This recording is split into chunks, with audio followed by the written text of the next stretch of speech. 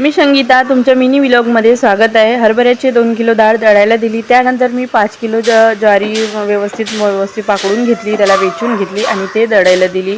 आणि आज कसं श्रीकृष्ण जन्माष्टमी आहे, त्यामुळे जन्माष्टमीच्या तुम्हा सर्वांना खूप खूप शुभेच्छा। त्या निमित्ताने मी माझ्या बाळाला म्हणजे स्वामीला मस्त म्हणजे श्रीकृष्ण बनवली होती। खूप छान दिसत होता, पण काही त्याबरोबर फोटो वगैरे काही व्यवस्थित काढू दिलं नाही। तरी पण मी असं थोडंसं केलं। मग त्यानंतर कसं रात्रीच्या जेवणासाठी म्हणून मी हिरव्या मुगाची उसळ केली आणि थालीपीठ केली। तर थालीपीठ मध्ये कसं कांदा वगैरे अजिबात टाकलेली नव्हती, कारण इकडे मला सांगितलं होतं की थालीपीठा म्हणजे आजच्या दिवशी कांदा खायचा नाही।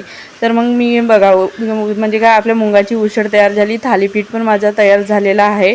आणि मग व्यवस्थित म्हणजे जेवण आम्ही मस्त सोबत बसून खाल्लो।